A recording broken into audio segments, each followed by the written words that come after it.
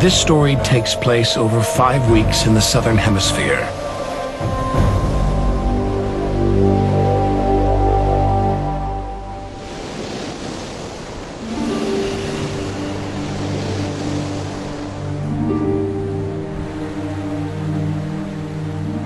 South Africa's False Bay is a dangerous place.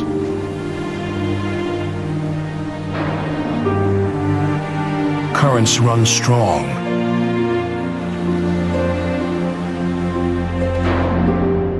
And the water is cold and deep.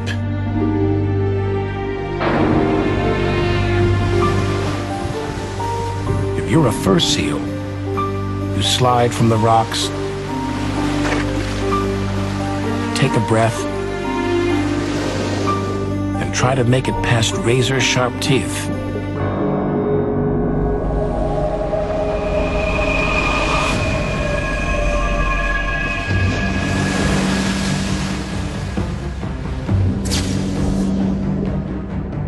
This great white shark rules in the bay, and she eats fur seals.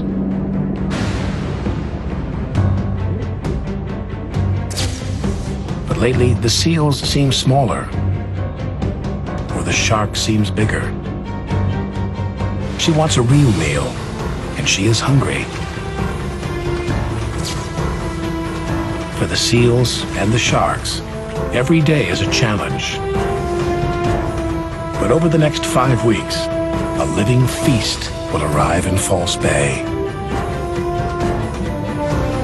The rules will be broken as predators become prey.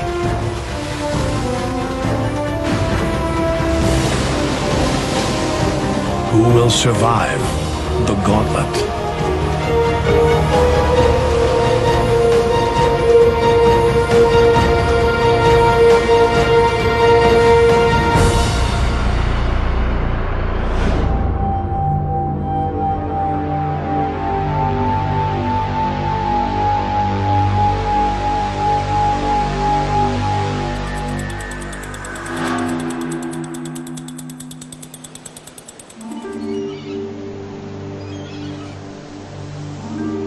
It is dawn in southern Africa.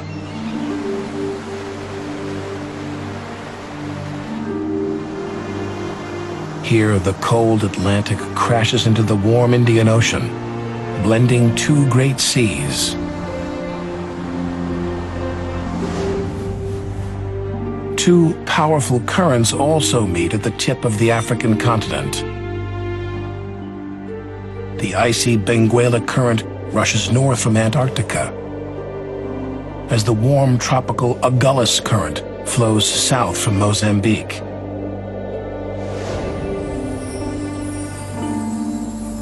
The liquid surge causes tremendous turbulence on the surface.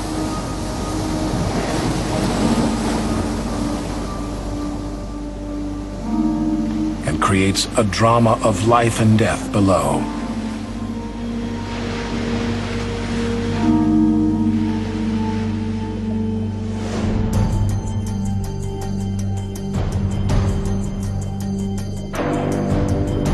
Fish or fowl, day or night, the residents here constantly hunt for food, and they constantly feed. But none of them eat like hai. In Afrikaans, sharks are called hai, and this great white female has lived in False Bay for at least 15 years. In the ocean, the more you eat, the more formidable you become.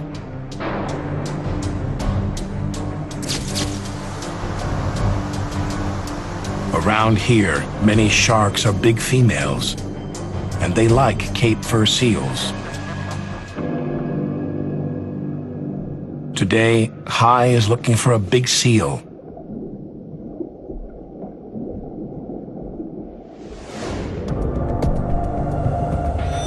Reaching out to the Atlantic is the granite slab of Seal Island.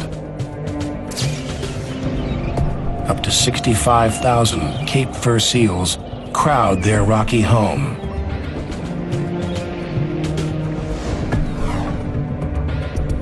Nestled in the curve of False Bay is Boulder's Beach. The huge rocks shelter over 300 pairs of jackass penguins.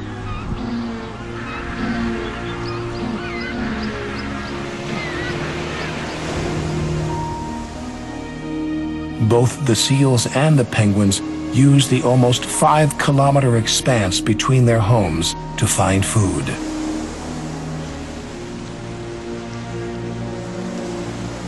The stretch is called the Gauntlet because this is where the great white sharks hunt.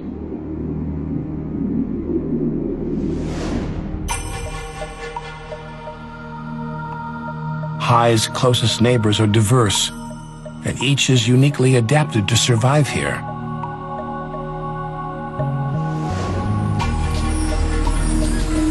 The penguins are waterproof, thanks to a special wax they release to spread over their feathers.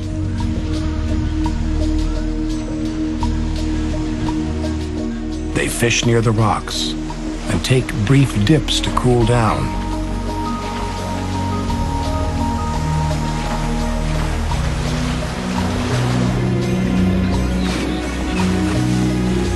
Cape gannets also limit their time in the water, resting briefly on the surface.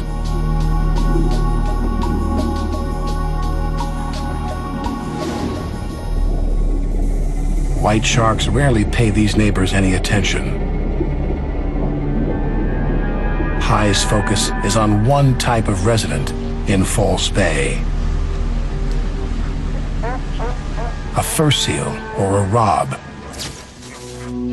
has to risk its life daily.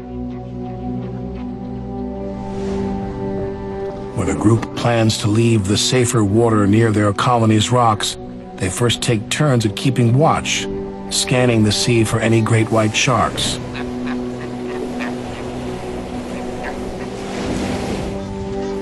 Every neighborhood has its dangers, and False Bay is no exception. If you're a sleek rob, you must know great whites, and you must know them well.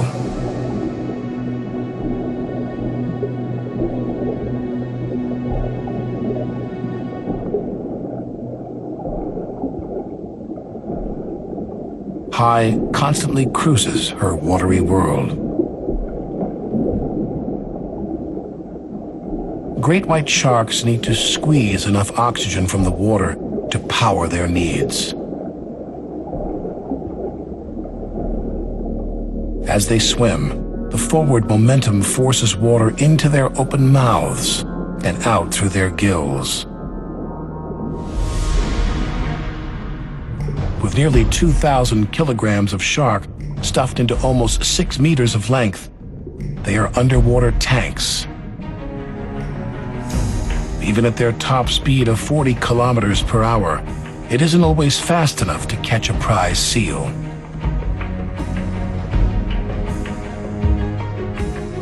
Just after birth and only about a meter long, High survived by eating little fish. White sharks can gain 30 centimeters of length per year by eating oily tuna and mackerel. At about 4.5 meters, their growth slows, and their massive bodies demand even fattier food.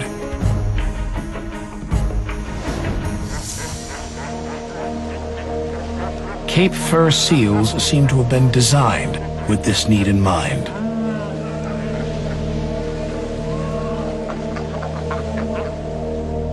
Now huge and in her mid-20s, High prefers chubby seals weighing perhaps 45 kilograms.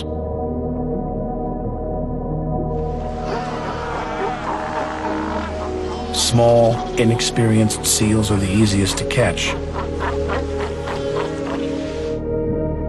When they enter the gauntlet to fish, she targets them quickly, and she is relentless.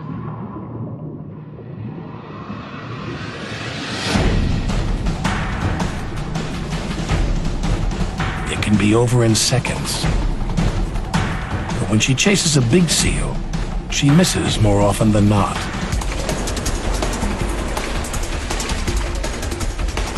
White sharks can make killing look easy.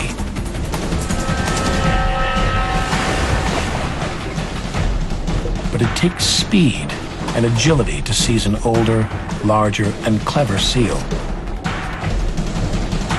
Every kilogram packed into Hai's already formidable frame gives the experienced seals another split second to escape. This seal's size means he's seen 2 or 3 false bay winters. And it means he knows the game. He won't stray from the safe rocks in the mornings, as it would put him directly in Hai's path. A 45-kilogram seal could easily sustain Hai for weeks, not just one day. But she has to catch one first.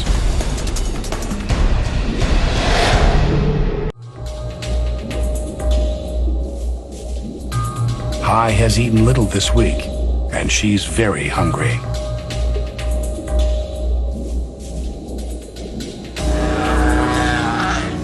If this seal or rob enters the gauntlet, he will be precisely the type of meal she needs most.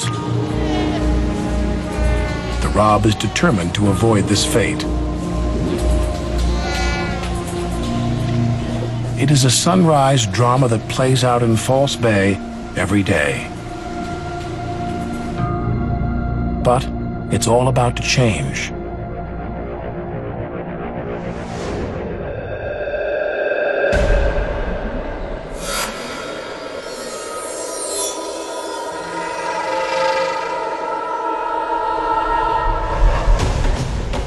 Kilometers away, in the Atlantic, an inky black living mass moves down Africa's west coast.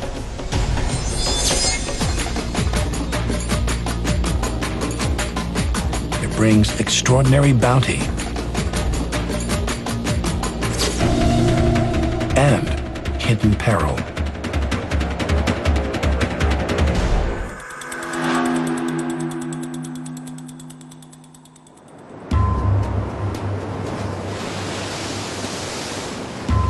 Africa's tip is known as the Cape of Storms, and winter is now blowing into False Bay.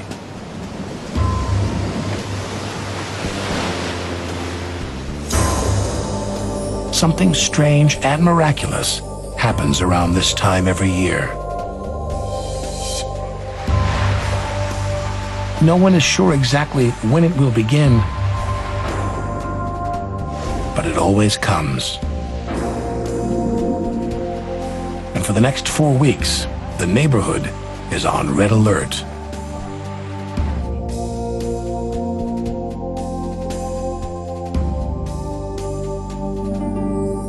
Sardine shoals can stretch 16 kilometers, spread 5 kilometers wide, and sink 12 meters into the deep. From start to finish, the run might total 27 million metric tons of sardines, all on their way to spawn.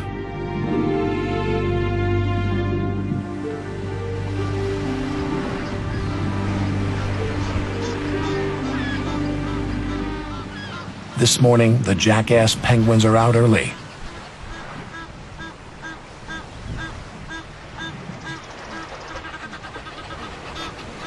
This species is unique to Africa, but they're insulated like other penguins.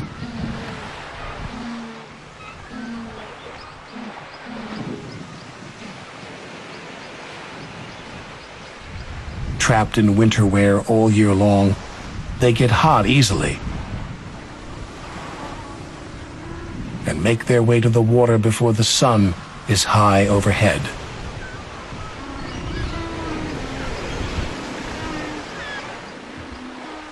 Dawn is when fish are closer to the sea's surface, and when young male seals might be hunting.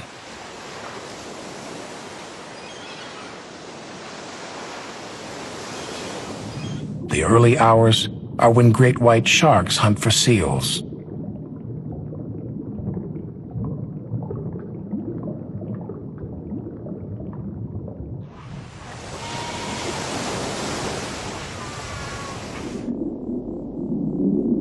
Hai is still circling the island. She has managed only snacks for close to 2 weeks and wants to catch a large seal off guard.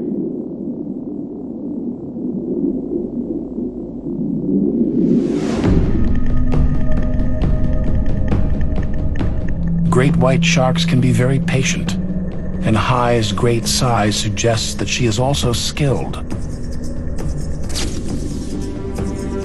Even with her deadly design, Hai prefers to ambush her victims.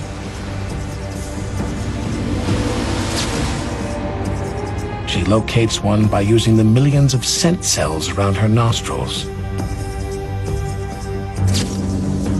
Then tiny, jelly-filled conductors on her snout allow her to pinpoint her living target by sensing its electrical field.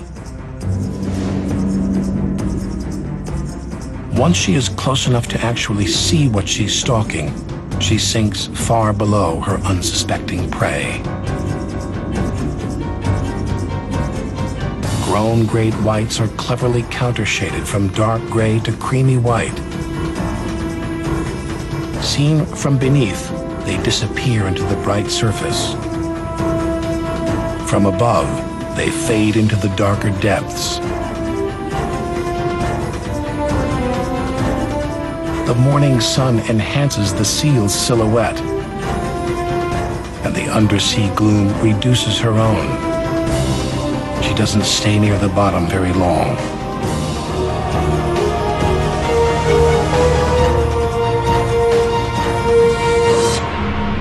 Her eyes roll back, protecting them from bones that might splinter.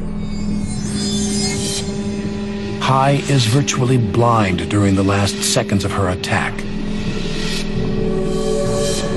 But, like a missile, she's already programmed. With a burst of pure energy, her powerful tail propels her up and forward.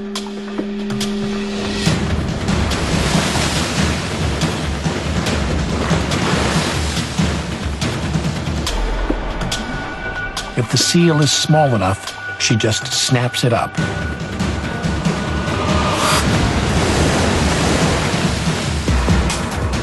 When she slams into a bigger one, she bites down with enough force to sever arteries.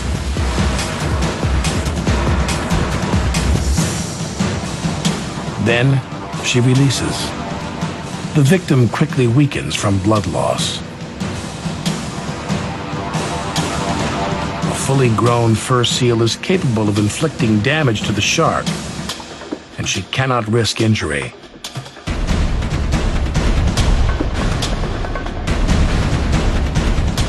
Once the seal is incapacitated,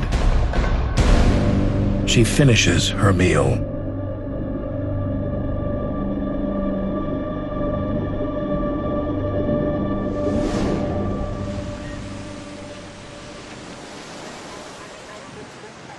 Seal Island is a crowded tenement,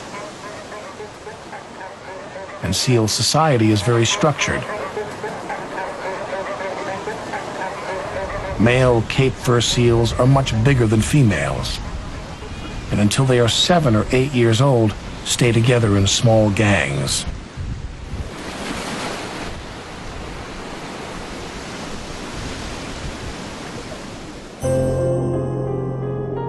This Rob is not ready for his own family, so he hunts and plays with other young males.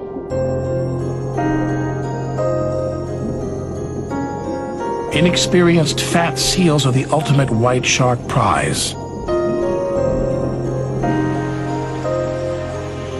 Hai and the other sharks cull both babies and juveniles from their extended family.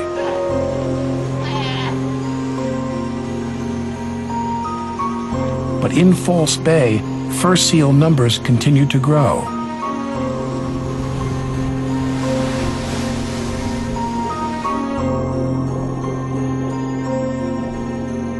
In southern Africa, there may be 1,000 seals for every one great white shark.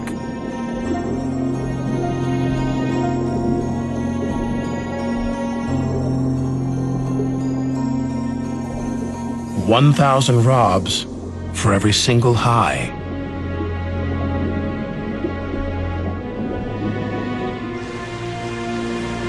The seals are fierce predators in their own right.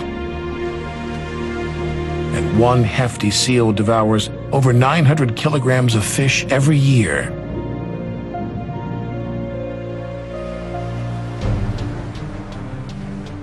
This rob has been basking in the bright winter sun, napping on the rocks. Now awake and hungry, he needs a strategy.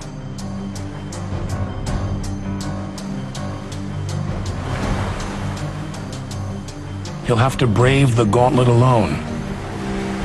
And the great whites are out there, waiting.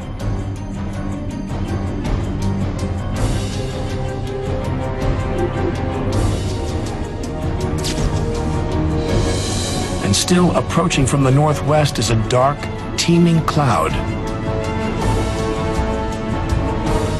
Millions of sardines, swirling in huge, thick balls, are heading down the western cape, bearing down on False Bay.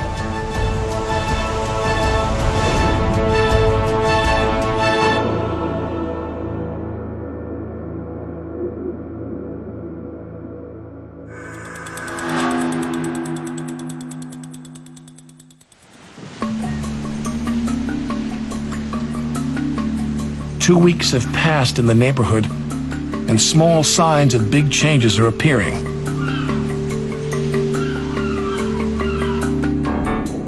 A few maverick sardines have arrived in the gauntlet, and outside False Bay, dolphins click codes to each other, possibly signaling the imminent arrival of millions of fish.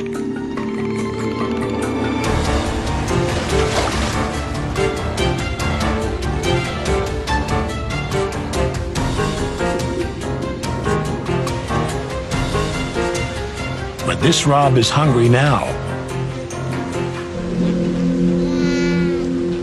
He is still a growing seal with a big appetite. He's been lounging on the colony's safe rocks, and now it's time for food. While it's always dangerous, at the moment, there are no great whites in sight. The rob decides to risk a short fishing trip alone.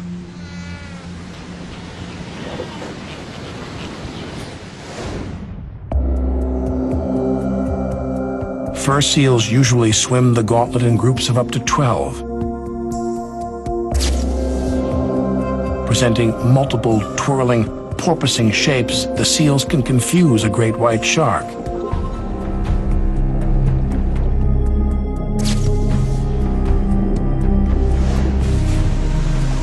When that happens, the whole group can escape. Fur seals also take turns watching for tall, triangular fins. The larger the group, the safer a swim in the gauntlet seems to be.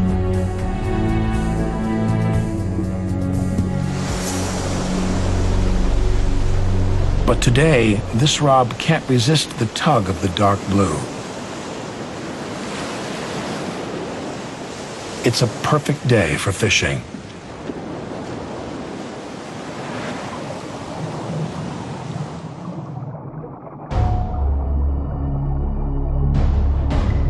The rob makes his way through the surrounding kelp forest. The marine world isn't green or blue for him because some hues are missing to fur seal eyes.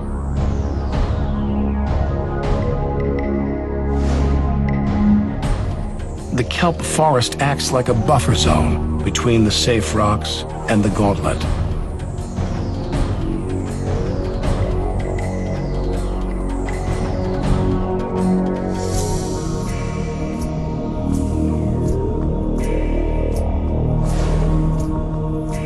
He can't see every color, but he does see details very well.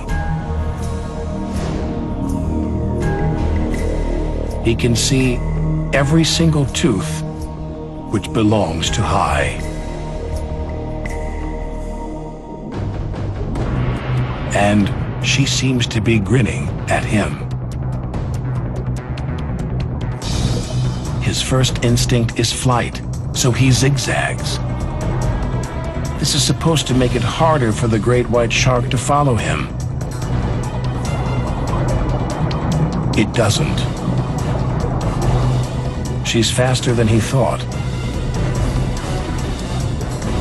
During the chase, the Rob makes his decision. He has one chance. It is a tactic for emergencies only, like this one. It's a technique called on the shark. The Rob uses Hai's great size as an advantage.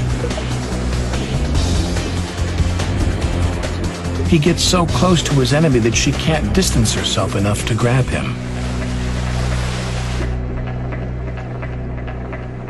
If it doesn't work, he will have delivered himself into Hai's mouth.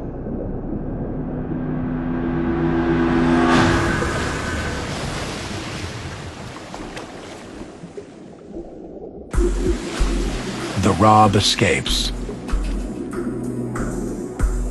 Still hungry, Hai turns away, then disappears.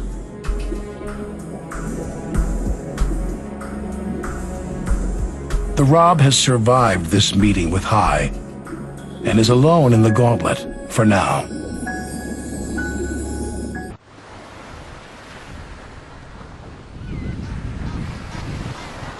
At Boulder's Beach, the penguin parents form strong bonds with each other. Some pairs have been together for 10 years. And every year they raise penguin chicks.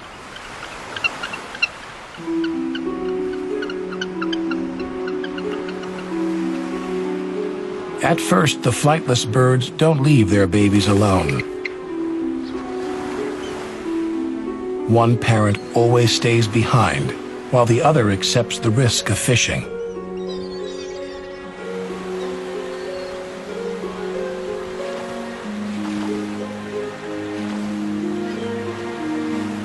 If the fish provider fails to return, the young chicks may starve.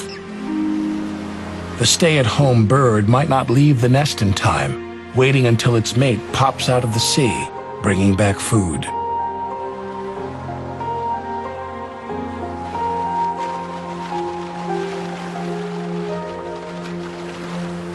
As long as they don't paddle too close to the gauntlet, the fishing partners are usually safe. But when the sardines arrive, the penguins will venture farther offshore, where danger waits.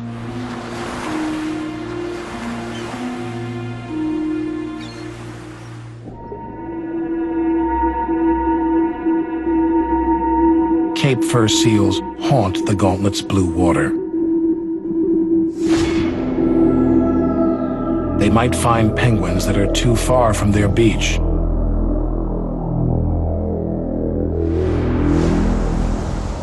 Young fur seals will kill seabirds. But if they catch them on the sea's surface, they might just play with them.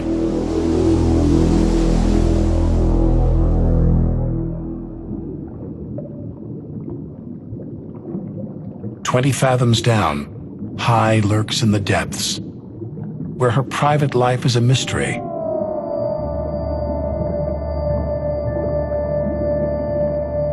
It's very rare to see any type of shark interaction, especially courtship.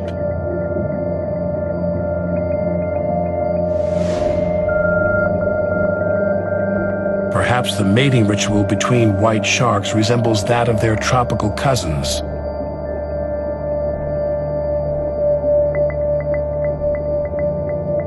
Male sharks clamp onto the females with their mouths.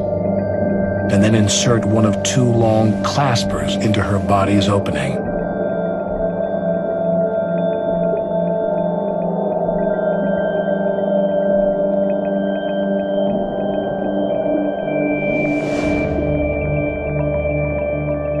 White sharks can bear tooth marks from either loving or fighting.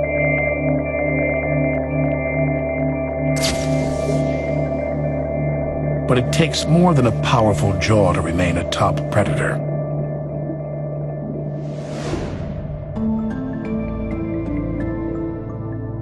Giant teeth left behind by a monster shark called megalodon gave birth to the theory that today's great whites are shrunken versions of a colossal prehistoric predator. If 50 meters long, megalodon could weigh as much as 45,000 kilograms. But False Bay's white shark has an ability that the prehistoric shark may not have had. Great whites are able to raise their body temperature above surrounding seawater. Warm muscles give Hai the ability to function well in low temperatures. And heating up a shark brain may enable the predator to stay alert in cold water. This may be what enabled great whites to survive cooling seas almost 2 million years ago, and what might have killed megalodon.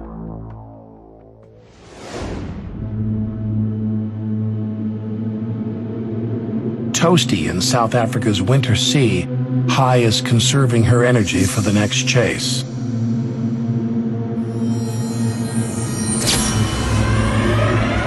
Just outside False Bay, the blue water is boiling with life.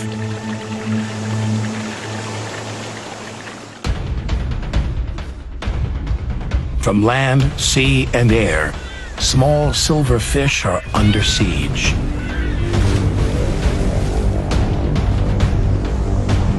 Everyone and everything in this neighborhood is about to face the invasion.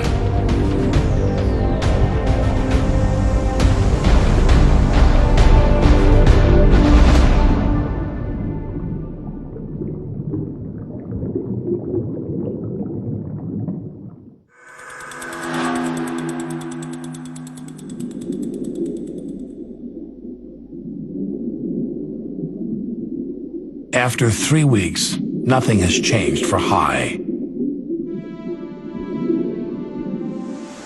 But for the rest of False Bay, today is different.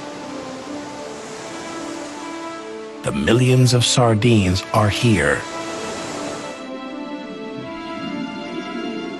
For the rob and the other seals, it's a seafood banquet.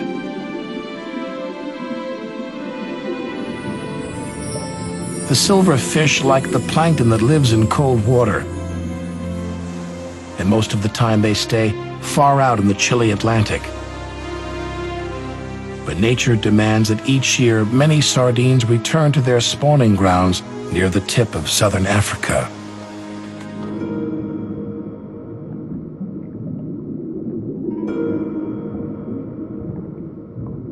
When the cold current they follow narrows close to the shore, they attract hungry predators within hundreds of kilometers.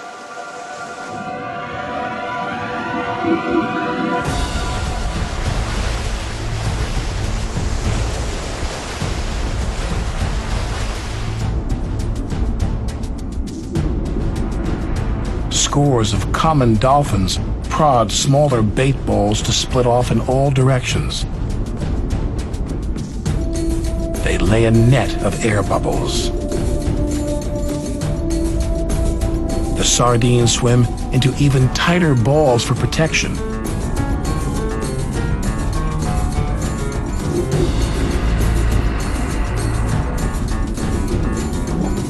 Sand tiger and copper sharks move in to plunder the silvery spirals.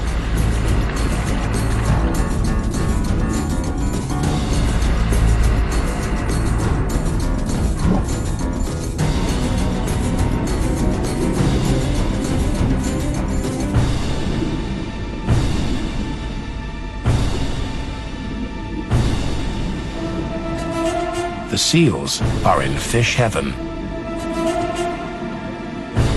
Penguins are fishing by their enemy's side.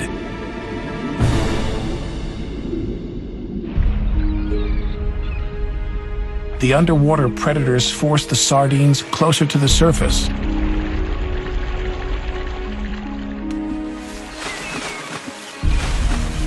Cape gannets rain into the water to snatch them.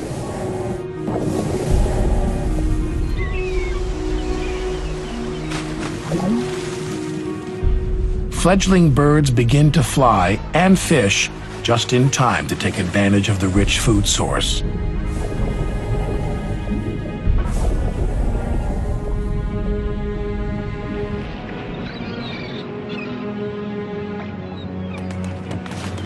When they plummet into the sea, their wakes are broken only by more sardines.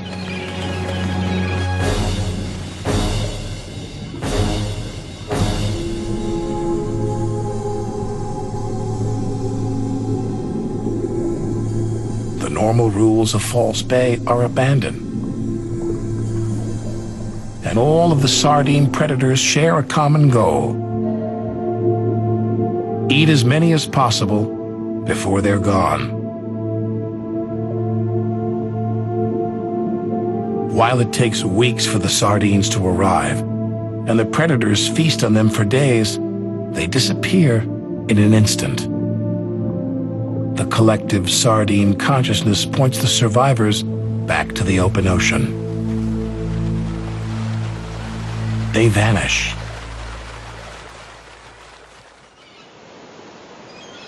Most of their pursuers also leave, but this time, a few remain.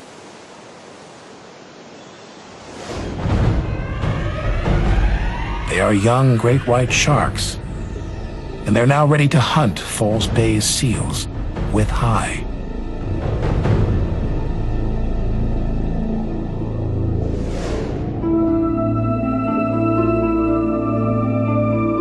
They won't miss the sardines because adult great whites need bigger meals.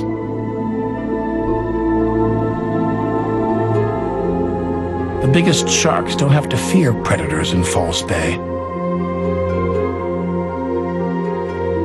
But when Hai was young, topside hunters almost cleared her rare species from the planet. Harpoons, rifles, and nets were all weapons that humans used in order to destroy the monsters they didn't understand.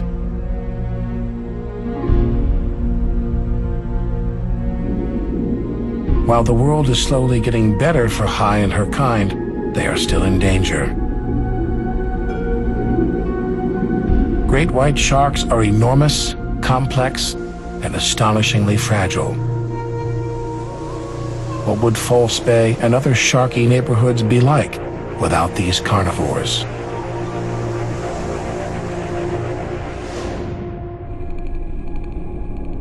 If sharks and other toothed predators were to be driven to extinction by humans, the ecosystem would develop a new order. Some theories suggest that spineless carnivores like jellyfish could move up in the food chain. And if the jellies were to triumph over the young of some fish species in the competition for zooplankton, populations of jellies would boom.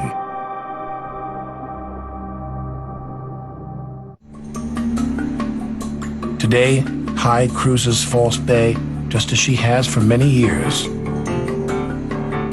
But now things are different in the Gauntlet.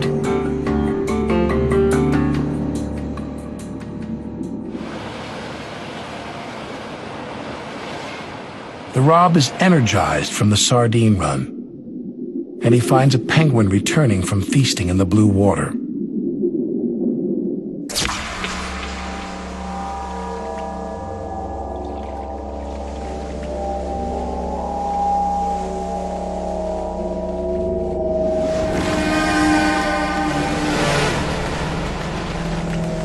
Predator now becomes prey.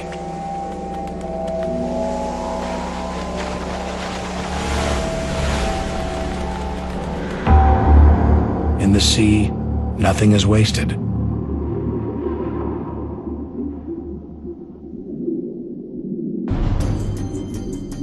and nothing stays the same.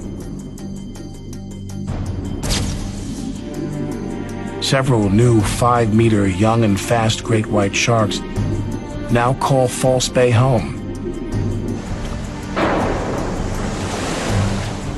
With their newly developed taste for seals, they're here to stay.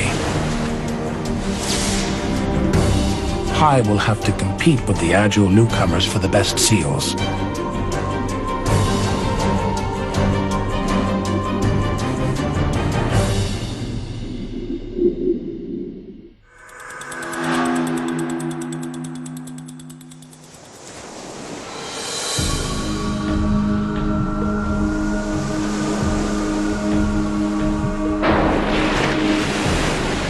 While the new white sharks hunt, High keeps her cool in the depths.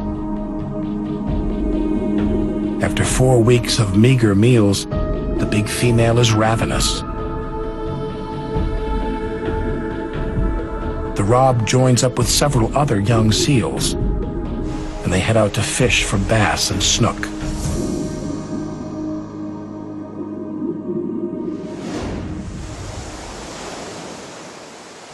The journey will take them through the gauntlet. The seals are unaware that new sharks are hunting too.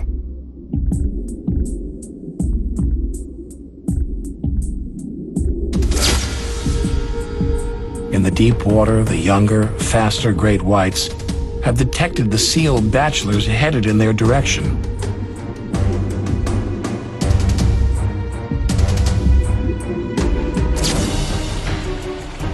The sea is suddenly too quiet, but the birds are too noisy, and they're right above the Rob's head. Seagulls seem to know when a strike is about to happen. The Rob and the other seals have unknowingly ventured into the killing zone. And High gets her opportunity.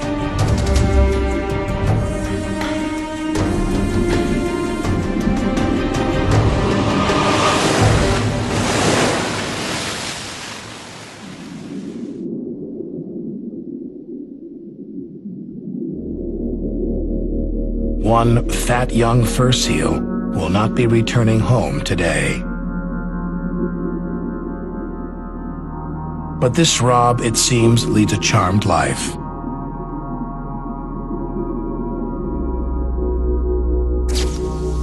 When the white shark targeted the group of seals, she only hit one. When High bit down with all of her force, the Rob, at least this time, escaped.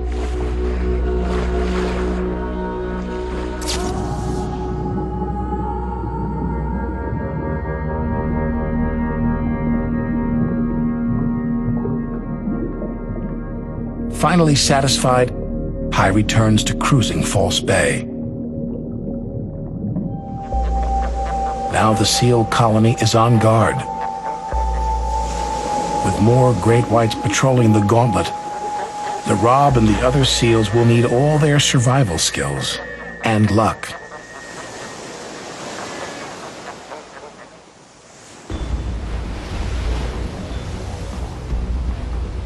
When a new morning dawns over False Bay, High and the new sharks are distracted.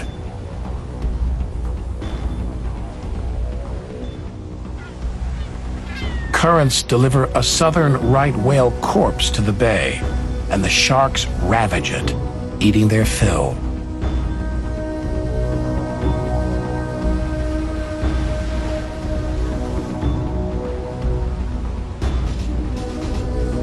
Despite their size and ferocious equipment, great whites can be social when sharing such a generous meal.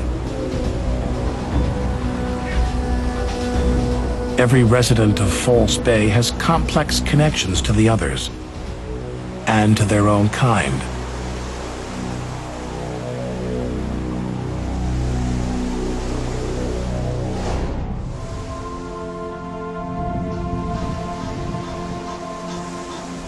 Few bonds are stronger than those between the jackass penguins. On shore, the female penguin is waiting for her mate. It may be days before she accepts that he won't return.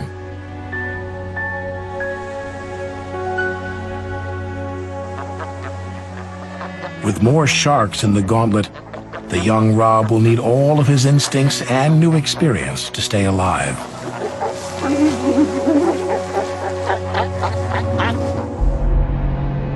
Hai will have a much harder time catching big seals. It is time for her to move on.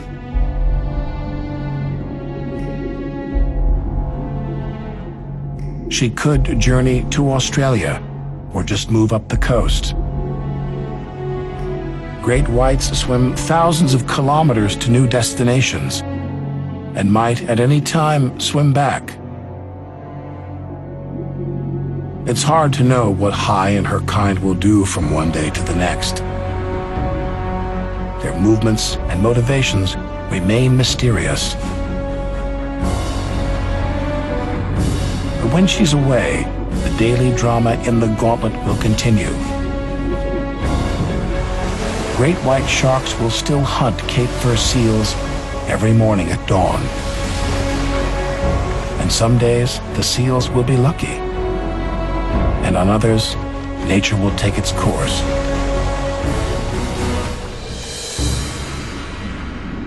It's the way this savagely beautiful sea has always been.